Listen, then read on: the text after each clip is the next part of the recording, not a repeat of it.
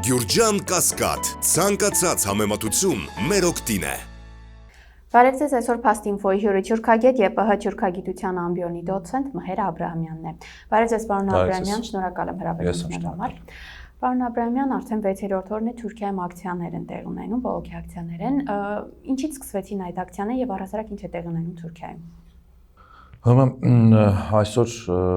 Թուրքիայում տեղի ունեցող ցույցերը պատճառն այն բանի, որ Թուրքիայի ամենամեծ քաղաքի Ստամբուլի քաղաքապետը ձերբակալվեց, նա սկսեց նրանից, որ անհիմը ճանաչվեց նրա դիպլոմը եւ այնուհետև սկսեց նրա ձերբակալության process-ը տարատեսակ քրեական հոդվածներով։ Եվ քանի որ նույն Ստամբուլի քաղաքապետը հանդիսանում էր բավականին վարկանիշով քաղաքական գործիչ Թուրքիայում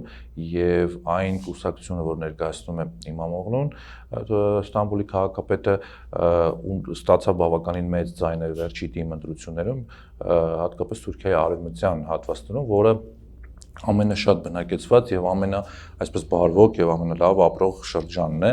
եւ այսպես ընտրություններում այդ հատվածը արևմտյան հատվածը Թուրքիայի բավականին հարց լուծող հատված է եւ ուստի Էրդողանը փորձում է ազատվել այդ մեծ վարկանիշ ունեցող գործիչից եւ նրա հանդեպ ուրեմն կիրառեց այս դատական process-ները եւ քանի որ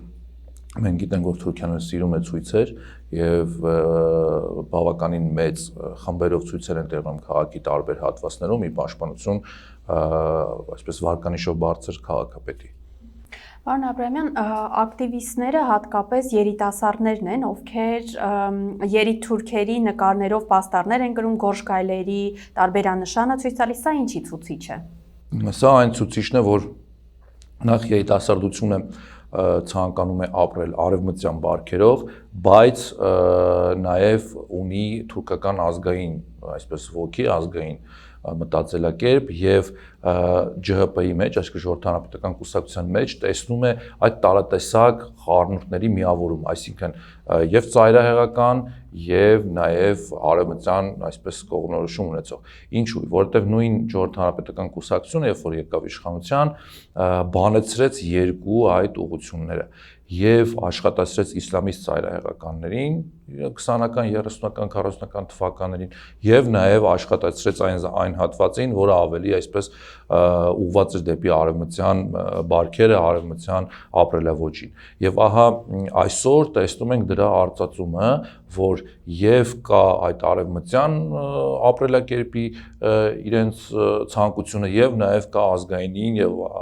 նաև ազգայնականին գնալու միտում երիտասարդների մոտ։ Իսկ ինչու են երիտասարդները ավելի շատ, որովհետև Իմամօղլուն ավելի շատ մեծ վարկանիշ ունի երիտասարդության մեջ։ Պարոն Աբրահամյան, մեզանում այսպես տեսակետ կա, որ երբ օրինակ հարևան կամ թշնամի երկրում որոշակի անկարգություններ են տեղի ունենում, մենք արդեն սկսում ենք մեր ներքաղաքական կյանքում սկսում ենք քննարկումներ ընթանալ հնարավոր իշխանափոխության մասով։ Հիմա ձեր դիտարկմամբ այս մասշտաբի ցույցերը Թուրքիայի պարագայում բավարար են իշխանափոխություն իրականացնելու համար, թե ոչ, եւ առհասարակ Էրդողանի վարչակարգի ավարտը մոտ է, թե ոչ։ Գիտեք, դժվար է այս պահին ասել հնարավոր է Թուրքիայում լինել իշխանափոխություն, քանի որ հաշվի առնելով Էրդողանի ֆակտորը, որը անցել է բազմաթիվ այսպիսի փորձությունների միջով եւ կարողացել է պահպանել իշխանությունը, ռազմական հեղաշրջումը նա կարողացավ ռազմական հեղաշրջումից խուսափել եւ մնալ իշխանության եւ այսօր կարծում եմ նա փորձելու է իր բոլոր ունեցած հմտությունները եւ փորձերը օգտագործել, որպեսզի պահի իշխանությունը։ Այս պահին ասել, թե հնարավոր է իշխանափոխություն լինել Թուրքիայում, թե ոչ, բավականին բարդ է, ինչպես նշեցի, զանգվածը, որը դուրս է եկել փողոց, տարբեր շերտեր են, սկսած երիտասարդներից մինչև տարեց մարդիկ, եւ սա կարող է անկախատեսելի իրավիճակ ստանալ, որովհետեւ եթե ռազմական հեղաշրջման ժամանակ Էրդողանը պայքարում էր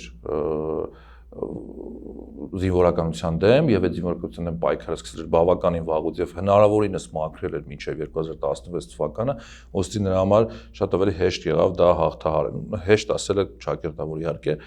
հաղթահարել այս պարագայում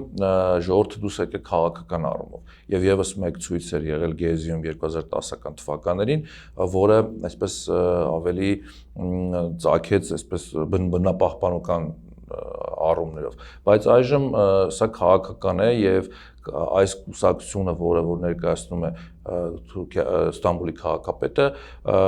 ամենահին կուսակցությունն է եւ ամենաառաջի կուսակցությունն է Թուրքիայի Հանրապետության, որը ունի տարատեսակ լծակներ եւ ունի նաեւ հնարավորություն իրականացնելու այս ցույցերը։ Այդ թե ինչով կավարտվի, դա դեռևս կանխատեսելի չէ։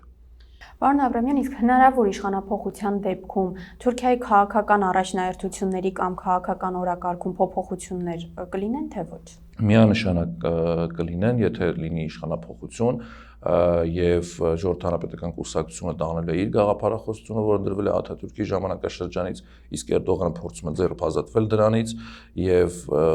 հաջորդ 100-ամյակը Թուրքիայում, որը սկսվել է, դառնա իր 100-ամյակը, այլ ոչ թե Աթաթուրքի։ Իհարկե փոփոխություններ կլինեն աշխարհաքաղաքական առումով, դժվար է ասել փոփոխություններ, որովհետեւ մենք գիտենք, որ Թուրքիան տարատեսակ հեղաշրջումների շրջաններ է անցել իր պատմության ընթացքում, բայց աշխարհաքաղաքական առումով իր քաղաքականությունը հստակ է մնացել։ Միայն հիշենք 70-ական թվականները, 71 թվականին հեղաշրջում տեղի ունեցավ ռազմական, բայց 74 թվականին նրանք գրավեցին Կիպրոսը։ Պարոն Աբրամյան, դուք նշեցիք, որ անկանխատեսելի է այս ցույցերի ավարտը, բայց հարց է առաջանում, այս մասշտաբի մեջ ցույցերի թեկուզ, եթե օրինակ Էրդողանին հաջողվի ճնշել այս ցույցերը կամ պահպանել իշխանությունը, կամ եթե չպահպանի էլ իշխանությունը, պահպանման դեպքում ինքը ինչ գին է վճարելու սրա համար։ Իշխանությունը պահպանման դեպքում իր վճարելի գինը լինելու է այն, որ նրա համար 2028 թվականի ընտրությունները շատ ավելի բարդ են լինելու, քանի որ նա ուզում է եւս մեկ անգամ ընտրվել եւ 2028 թվականին չի կարող ընտրվել, պետք է արտահերթ տեղի ունենա ընտրությունները, որ կարողանա ընտրվի, եւ սա մեծ բարդություն է ստեղծում, քանի որ երկրում հակերդողական տրամադրությունները բավականին բարձր են ամենայն դեպս այս փուլում, քանի որ եւ տնտեսական առումով Թուրքիան գտնվում է բավականին վատ վիճակում եւ նաեւ քաղաքական առումով սրացումներ տեղի ունեցան։ Եվ ուստի Էրդողանին 70-ից նախագահի համար բավականին դժվար է լինելու հաղթահարել այս ժողովրդական ցասումը, որ տեղի ունենում ընդդեմ իրեն։ Ուստի բարդություններով է լինելու մինչև հաջորդ ընտրություն գնալը Էրդողանի համար։ Եվ նա այժմ փորձում է հնարավորինս ձեռքազատվել այդ բարդություններից։ Պարոն Աբրամյան, իսկ ինչ է տեղի ունենում Մերձավոր Արևելյան ճակատում, որտեղ Սիրիայում հիմա շատ են կարծիքները, որ անգամ իսրայելական կողմից է հնչել հայտարարություն, որ չի բացառվում Սիրիայում ուղղակի բախում տեղի ունենա Թուրքիա եւ Իսրայելի միջեւ։ Այս դեպքում Թուրքիան պատրաստ է միաժամանակ եւ ներքին եւ արտաքին ճակատներում կռվելու։ Ինչպես ասացի, Թուրքիան ունի այդ փորձը եւ ներքին եւ արտաքին ճակատներում կռվելու, որտեղ Թուրքիայի պատմության ընթացքում ամեն 10 տարի մեկ տեղի ունեցել ռազմական հեղաշրջումներ եւ նա միշտ գտել է այսպես լուծումը իր համար եւ նաեւ արտաքին ճակատում։ Հա եւ երբ որ հարաբերությունները սրված էին 40-ական թվականների սովետական միության հետ, նա կարողացավ այդ հաղթահարել դա եւ անգամ այսպես պատերազմի մեջ մտավ Հյուսիսային Կորեայում եւ Հարավային Կորեայում։ Այս պարագայում ես ել եմ կրկնում Էրդողանը որպես շատ փորձառու քաղաքական գործիչ երկու ֆրոնտներում էլ ատամներով պահելու է իր իշխանությունը եւ արտաքին եւ ներքին եւ Սիրիայում հատկապես, որովհետեւ դա նրա ամենաբաղձալի ցանկություններից մեկն էր հասնել այնտեղ հաղթանակի եւ նա փորձելու է հնարավորինս դա պահել։ Իհարկե սա կարող է նաեւ բերել շատ այսպես վատ լուծումների իրենց համար իհարկե քանի որ կարող է չկարողանան այդքանը պահել, բայց ելի եմ կրկնում Էրդողանը ամեն ինչ անելու է, որ բոլոր ֆրոնտներով կարողանա հասնել հաղթանակի։ Տեսեք, հիմա ԱՄՆ-ի եւ Ռուսաստանի նախագահների միջև բանակցություններ են ընթանում եւ շատ են կարծիքներն ու վերլուծությունները առայն, որ քննարկման առարկան միայն Ուկրաինան չէ, Հարավային Կովկասն է, Մերձավոր Արևելքն է եւ այս դեպքում հարց է առաջանում Թուրքիան այս բանակցություններում ներառված է թե ոչ, որովհետեւ ակնհայտ է, որ Մերձավոր Արևելյան գործընթացներում մեծամասամբ Հարավային Կովկասում էլ ոչ պակաս, բայց ազդեցություն ունի նաեւ Թուրքիան։ Ուրեմն, այսպես ասեմ, Ռուսաստան եւ ԱՄՆ բանակցությունները հստակ գնում են ազդեցության գոտիները կիսելու ուղղությամբ։ Ոչ թե գնում են Ուկրաինայում ինչ-որ խաղաղության, այո, առերես այդպես է կոչվում, բայց կարող եմ ասել, որ հստակ գնում են այն բանին, որպեսզի կիսեն ազդեցության գոտիները, ինչպես որ միշտ է եղել, դա նորություն չէ։ Եվ Թուրքիան այստեղ, ինչպես անցյալում, այնպես էլ հիմա խաղում է շատ այսպես կարևոր դեր եւ Թուրքիայի ունեցած դերը տարածաշրջանում եւ աշխարհագրական առումով եւ քաղաքական առումով շատ կարեւոր է։ Ուստի Թուրքիայի ներգրավվածությունը միշտ լինելու է այս բանակցություններում, թե Ամերիկա-Ռուսաստան, թե Ամերիկա-Չինաստան, թե Ամերիկա-Իրան հարաբերություններում, որովհետեւ եթե հիշենք, ընդհանրապես մեկ ամիս առաջ ՆԱՏՕ-ի գլխավոր քարտուղարը հայտարարեց, որ Եվրոպայի անվտանգության երաշխավորը դա Թուրքիան է։ Այսինքն սա հստակ ցույց է տալիս, որ Թուրքիան իր ունեցած դիրքով եւ նաեւ այսօր ռազմական ուժով հանդիսանում է այսպես արևմուտքի եւ արևելքի այդ բաժանարար այսպես անվտանգության կերպարը, իհարկե ճակերտներով այսպես, որտեղ Թուրքիան երբեք էլ անվտանգության կերպար չի եղել մի որևէ մեկի համար, որտեղ գիտենք Թուրքիայի տարատեսակ ուրեմն ռազմական գործողություն տարբեր տեղերում։ Ուստի Թուրքիան միշտ լինելու է այս կոնտեքստում եւ միշտ որոշակի դեր է ունենալու այդ բանակցությունների հանգուցալուծման մեջ։ Իսկ այս պարագայում ինչպես կզարգանան Թուրքիայի եւ Ռուսաստանի հարաբերությունները։ Թուրքիայի եւ Ռուսաստանի հարաբերությունները պատմության բոլոր ընթացքում էլ առերևույթ չհաշված որոշ դեպքերում առերևույթ իբր թե լավ են եղել, բայց այդ լավ լինելուց հետո այնուհետև հանգել են պատերազմների։ Եվ այսօր էլ Թուրքիա-Ռուսաստան հարաբերությունները առերևույթ ունեցած սեփական շահերի հաշվին կան որոշակի այդպես մտերմացում, բայց ես ձեզ կարող եմ ասել, որ թուրքերը գենետիկորեն ատում են ռուսներին, իսկ ռուսները գենետիկորեն ատում են թուրքերին եւ այդ պատերազմները միշտ տեղ ունեցան դրա արդյունքում եւ եթե պատերազմ չէ, ապա որոշակի ժամանակ հետո հնարավոր է նաեւ որոշակի այսպես խժդժություն նրանց մեջ, որովհետեւ նրանք ունեն կիսելու տարածքներ, որոնք դարեր շարունակ փորձում են կիսել։ Պարոն Աբրամյան, գալով Հայաստանին, հայկական կողմից բազմաթիվ հայտարարություններ են հնչում առայն, որ Թուրքիայի հետ հարաբերությունները կարգավորվում են, ամեն ինչ շատ լավ է լինելու, սահմաններն ենք բացելու, բայց թուրքական կողմից ընդհակառակ անչող հայտարարությունները կարծեք թե գալիս են հերքելու հայ պաշտոնյաներին, ինչով է սա պայմանավորված։ Հայ-թուրքական հարաբերությունները 90-ական թվականներից երբ որ սկսվեցին, դրանք սկսվեցին հետևյալ կոնտեքստը, որ պետք է լինի առանց նախապայմանների հարաբերություններ, որին Թուրքիան չէր գնում, Հայաստանն էլ խուսափում էր գնալ կամ չէր գնում։ Բայց այսօր այդ 90-ականների նախապայմանները կարծես թե այլևս գոյություն չունեն եւ Թուրքիան պետք է որ գնան Հայաստանի հետ հարաբերությունների։ Բայց այսօր կա մի ավելի վատ իրողություն, երբ որ Թուրքիան ոչ թե նախապայմաններ է արդեն առաջարկում Հայաստանին, այլ պայմաններ է դնում Հայաստանի առջև։ Եվ ամեն անգամ ի հայտ է գալի նոր պայման։ Այսինքն այսօրվա իշխանությունը հրաժարվեց Ցեղասպանությունից, այսօրվա իշխանությունը հրաժարվեց Արցախից, այսօրվա իշխանությունը հրաժարվում է ՀՀ տարածքից, այն իբր թե 200 քառակուսի կիլոմետր, բայց մեկը Թուրքիան դնում է նախապայման, ընդհանրապես 2 օր առաջ թուրքական պաշտոններից մեկը հայտարարեց, որ սահմանը չի բացվի այնքան ժամանակ, մինչև չփոխվի ՀՀ սահմանադրությունը։ Այսինքն Թուրքիայի պայմանները օրեցօր էլ ավելի են շատանում։ Հնարավոր է հաջորդ պայմանը լինի այն, որ Ադրբեջանը պահանջում է ձեզնից Արցախյան նախին առաջին պատերազմի մասնակիցների արտահանձնումը, Ադրբեջանը այդ պարագայում եթե անեք նոր սահմանը կբացել ու այսպես շարունակ։ Եվ վերջնական հասնելով այն բանին, որ այսօրվա իշխանության պարագայում կարողանա օգտագործել Հայաստանի տարածքը որպես տարանցիկ իր համար տարածք։ Պարոն Աբրամյան, օրերս կրկին հայկական կողմից հայտարարություն տարածվեց, որ մի քանի օրով բացվելու է հայ-թուրքական սահմանը եւ ինչպես դուք նշեցիք, հետո թուրքական կողմը հերքեց դա պայման առաջ քաշելով։ Ինչով էր պայմանավորված այս հայտարարությունը։ Գիտեք, դա այդ 10 օրով կարծեմ պետք է բացվի այդ սահմանը, իբր թե հումանիտար բեռների տեղափոխում Սիրիա, կարծեմ բացվեց, թողեցին անցնել, որ տանեն այդ հումանիտար բեռները, բայց թե ինչ կոնտեքստ կար այս ամենի տակ եւ արդյոք սա կապված էր թուրք լրագրողների այցելության հետ եւ արդյոք Թուրքիան փորձում է կամ փորձարկում է այս սահմանը, բարձ կլինի շուտով, որովհետեւ այսօրվա իշխանությունը սա ներկայացնում էր մի ուրախալի փաստ, թե իբր սահմանը բացել ենք, այնտեղով պետք է անցնեն բեռներ, հումանիտար բեռներ։ Իսկ Սիրիա ուղարկող հումանիտար բեռները միանշանակ Թուրքիային ձեռնտու էր, որ գնար, որովհետև այսօրվա իշխանությունը թուրքամետ իշխանություն է այնտեղի եւ նա կբացեր այս սահմանը։ Սա սիմվոլիկ այսպիսի մի քայլ էր, որը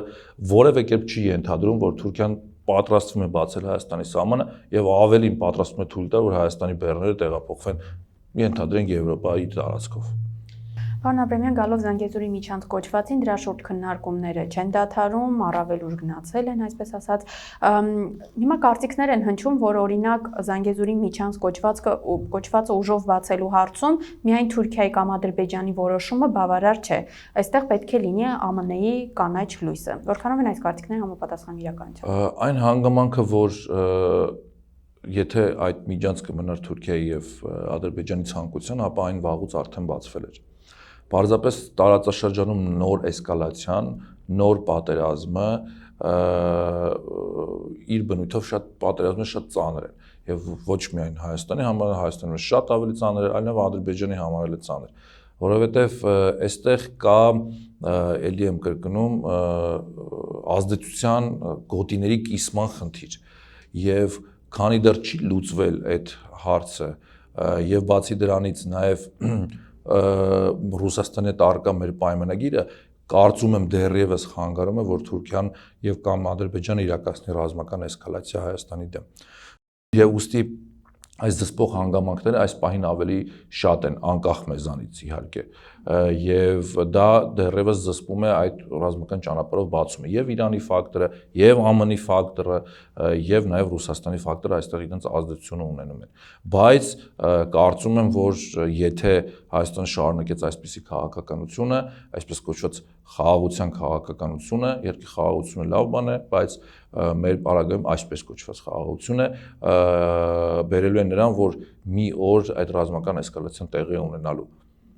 Իսկ այս պարագայում հարց առաջանում, նաև կարծիքներ կան, նշեմ, որ կարծիքներ կան, թե Ռուսաստանը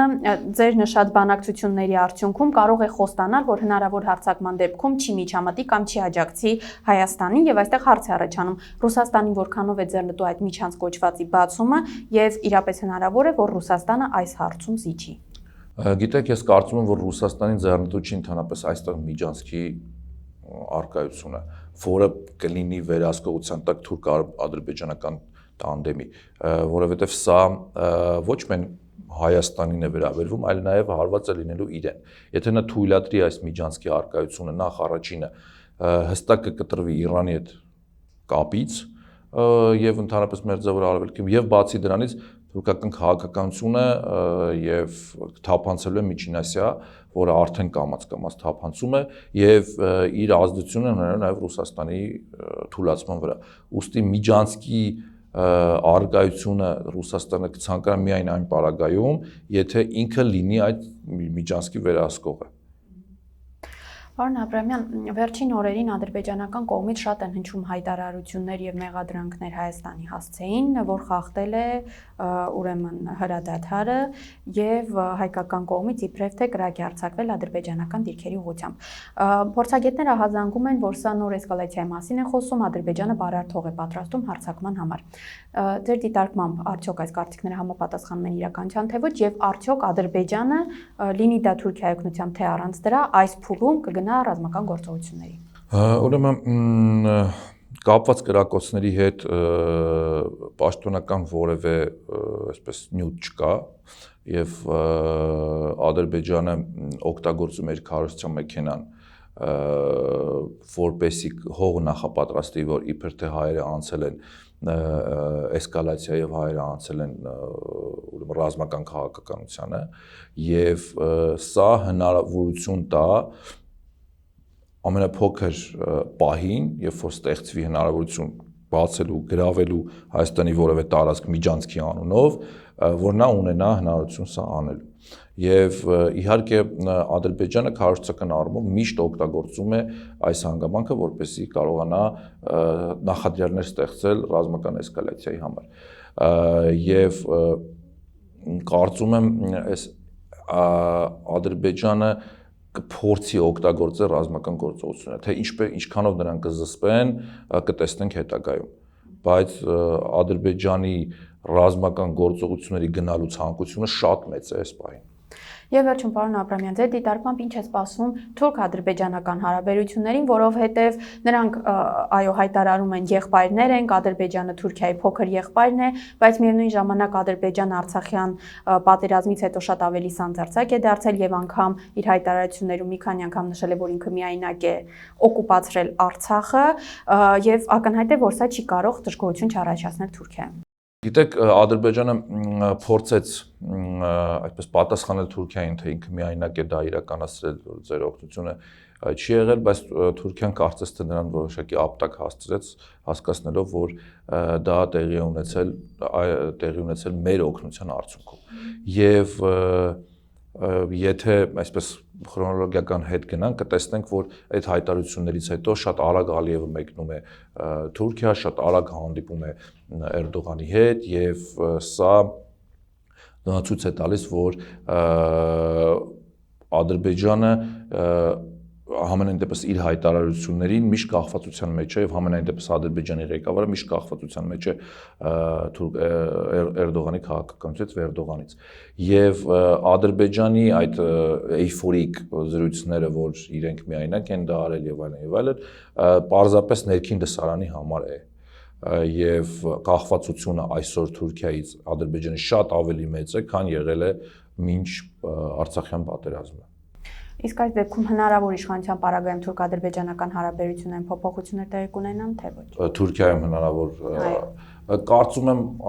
շատ մեծ փոփոխություններ տեղի չեն ունենա, պարզապես կսկսվեն նոր process-ներ, որովհետև եթե նոր իշխանություն գա, կսկսվեն նոր process-ներ եւ կփորձեն նոր իշխանության նոր գաղափարախոսությունը տեղավորել այս քաղաքականության մեջ, որովհետև Ժողովրդի հանրապետական կուսակցությունը Արցախյան պատերազմի 44-օրյա պատերազմի ժամանակ լիովին աջակցություն էր ցուցաբերում Ադրբեջանին։